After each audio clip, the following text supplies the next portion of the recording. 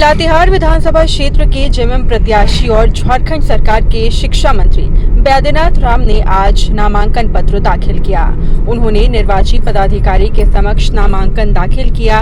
इस दौरान उन्होंने मीडिया से भी खास बातचीत की, जहां उन्होंने झारखंड में गठबंधन सरकार की योजनाओं को गिनाया और अपनी जीत का भी दावा किया।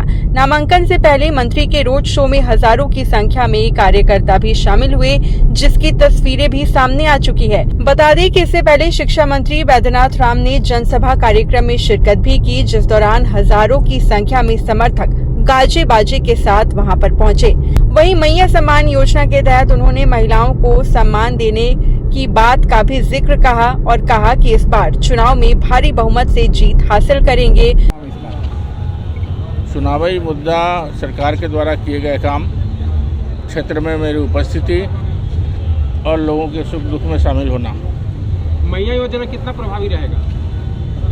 एक एक घर इस योजना का लाभ मिला है और मैं समझता हूँ ये सबसे प्रभावी योजना है। मैया सम्मान योजना पूरे राज्य में एक नया उत्साह लाया है महिलाओं के बीच में। आधी आबादी जो कभी 10-20 रुपये के लिए तरसती थी, अब उनके खाते में भी 1000 रुपये मिल रहे हैं। दिसंबर महीने से उनको 2500 रुपये मिलना शुरू हो जाएगा।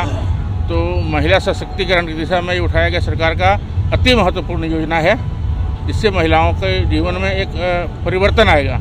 शहरी क्षेत्रों में बिजली माफी नहीं हुई, सिर्फ ग्रामीण क्षेत्रों में हुआ, ऐसा क्या प्रभाव? नहीं, ऐसा नहीं है, हो रहा है। शहरी क्षेत्रों में जिसका 200 यूनिट से कम खर्चा है उनका हो रहा है। शहर में कई लोगों के हुए हैं, मेरे पास के प्रमाण भी हैं। अच्छा, ऐसा कुछ जिसने खुद छलावा देने का काम किया वो दूसरे को कर रहा है। हम लोग तो दे रहे हैं।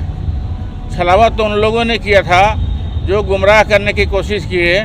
किसी सरकारी योजना का लाभ देने के लिए जो फॉर्म भरे जाते हैं उसमें चुनाव चिन्ह अंकित नहीं होता है, उसमें किसी नेता की तस्वीर नहीं होती है।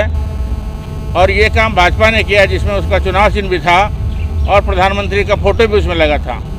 फॉर्म जिस तरीके से भरे जाते हैं उससे भिन्न, क्योंकि उस फॉर्म का फॉर्मेट जो देखेंगे आपको लगेगा कि केवल नाम, पता और मोबाइल नंबर लिया गया था, अकाउंट नंबर कहीं नहीं था उसमें।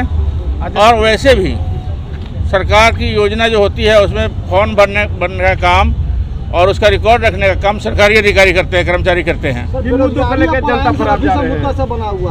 और बेरोजगारी नई सरकार ने बहुत हद तक इसको कम किया है। हम ये कह सकते हैं कि हेमंत सोरेन के 5 साल के कार्यकाल में काफ़ी कमी आई है। लोगों को गांव में काम मिल रहा है, विकास के काम काफ़ी तेज हुए हैं।